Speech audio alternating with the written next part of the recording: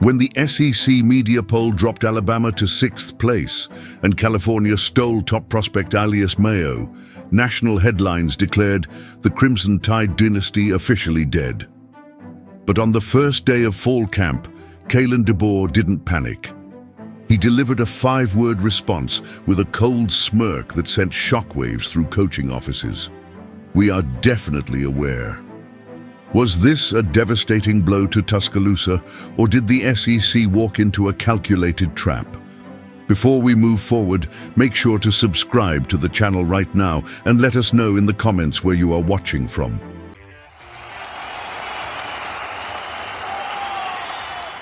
For over 2 decades, the college football playoff structure and the SEC hierarchy operated under one universal law. Everyone was chasing Alabama.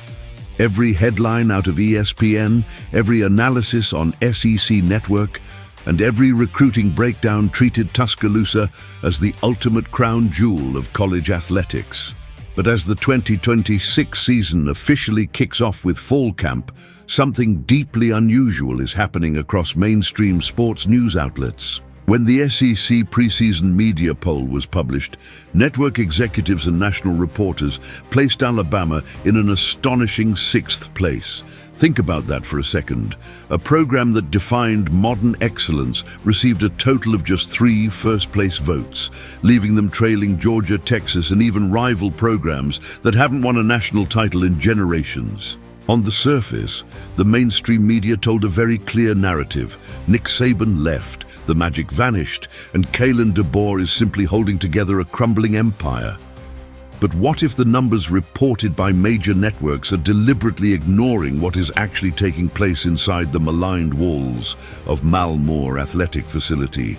Look closely at the precise timeline of events over the past 72 hours. On August 3rd, national recruiting analysts at 247 Sports and On3 reported that elite junior college defensive back Alius Mayo committed to the California Golden Bears over Alabama and LSU.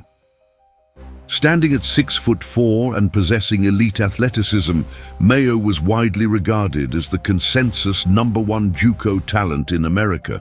For sports commentators on national television, this single event became the ultimate proof of their ongoing thesis. They claimed Alabama could no longer win head-to-head recruiting battles, pointing out that former Tide assistant Tosh Lupoy was able to lure Mayo to the West Coast. Why would the top defensive back prospect in the country choose a newly transitioned ACC program over the most decorated team in SEC history? The superficial answer delivered by sports radio callers was simple: modern NIL money and immediate playing time.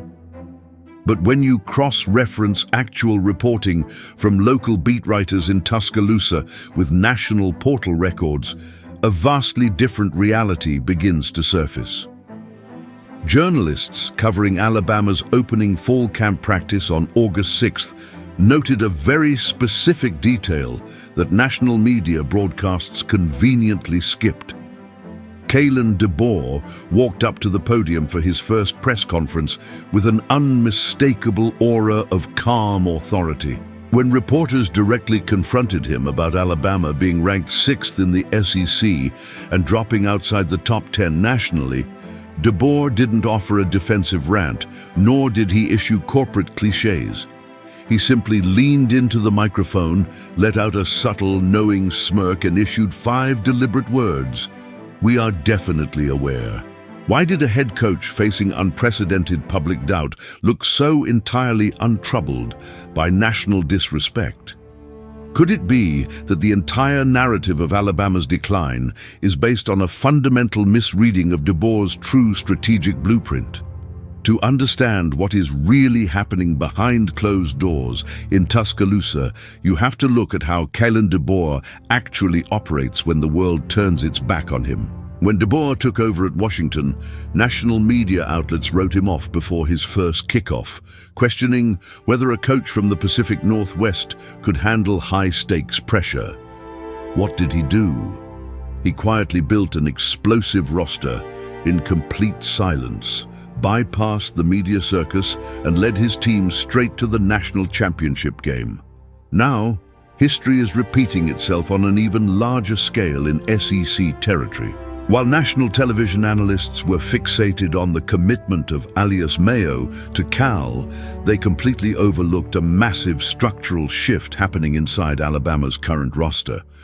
Reports confirmed by local beat writer publications like Bama Hammer show that Alabama's true freshman class contains two explosive athletes who are already taking first-team reps in full practice: five-star running back E.J. Crowell and towering wide receiver Cedarian Morgan. During SEC Media Days, DeBoer made a comment that sent chills through opposing defensive coordinators, though mainstream television networks barely gave it 10 seconds of airtime. He explicitly stated that both Crowell and Morgan were being prepared for immediate, high-impact roles from week 1, comparing their early development to the explosive breakout season Ryan Williams had in 2024. Why would a head coach openly prepare true freshmen for immediate stardom if his program was allegedly suffering from a lack of top-tier talent? The reality of modern college football is governed by one brutal constraint: roster management and NIL financial strategy. Every single scholarship and financial allocation must be calculated with absolute precision. While rival fan bases were celebrating Alabama's current national recruiting rank, sitting at number 41 for the 2027 cycle, they failed to ask the most critical question of all. Where is Alabama's massive institutional backing actually directing its focus right now? When Tosh Lupoy secured Alius Mayo's commitment to Cal, national headlines framed it as a devastating loss for Tuscaloosa.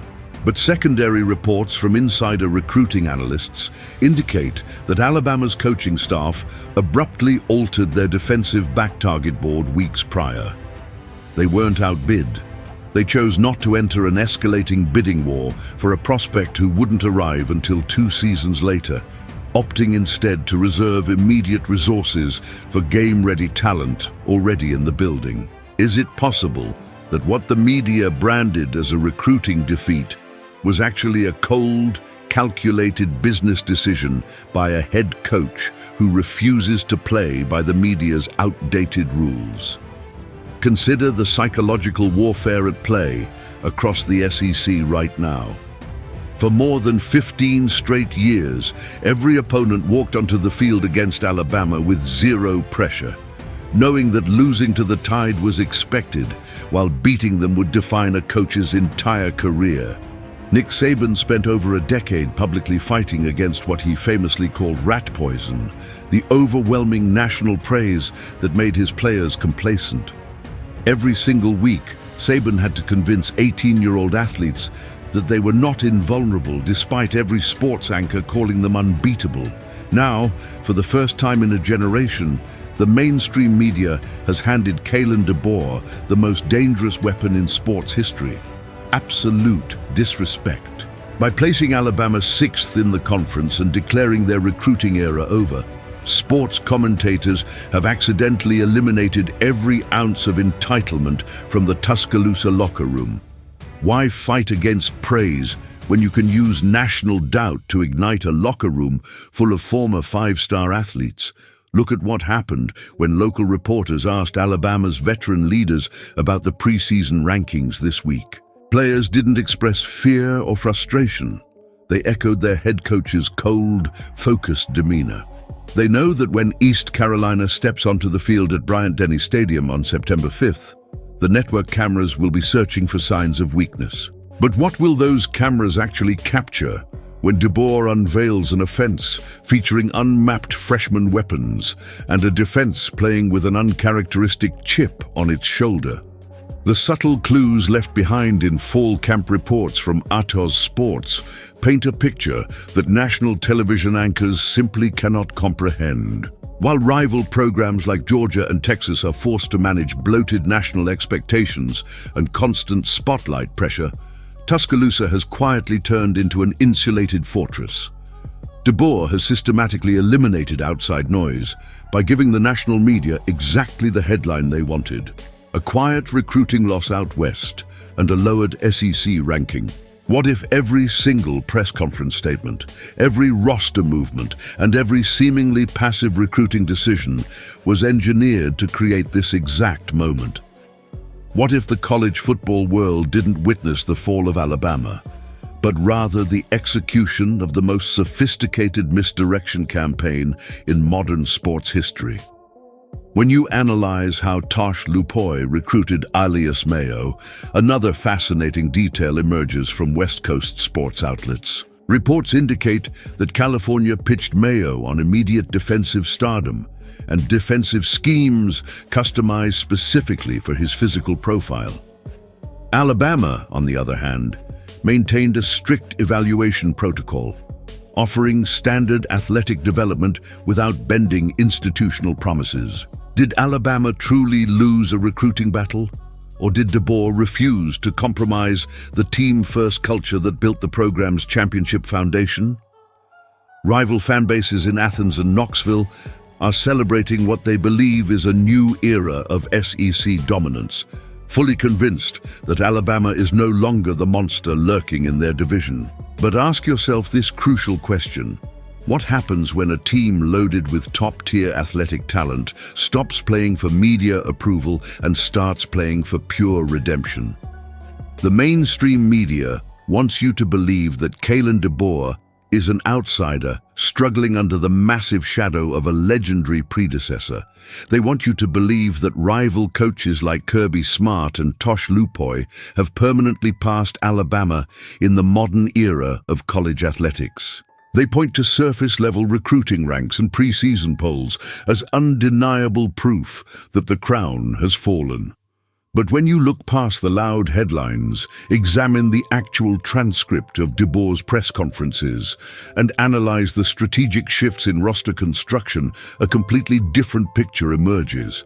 Every championship run in sports history requires a defining turning point, a moment where a program decides to stop listening to outside critics and starts forging its own identity.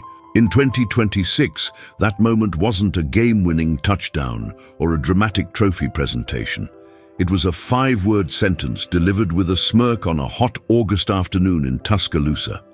The evidence reveals a coach who isn't reacting to the media.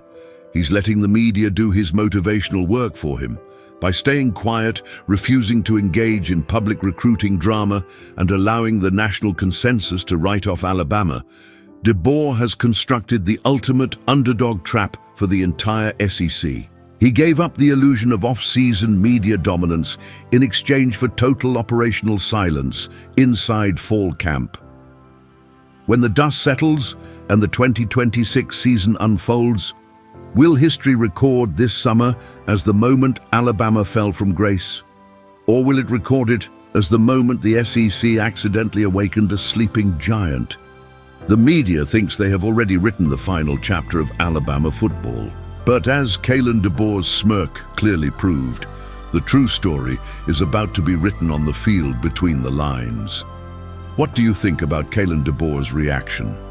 Is Alabama truly being overlooked? Or is the SEC about to witness a masterclass in psychological motivation? Drop your thoughts in the comments section below. Don't forget to hit the like button and subscribe to the channel right now so you never miss another deep breakdown of Alabama football. Type "Roll Tide" in the comments if you see what's really happening in Tuscaloosa.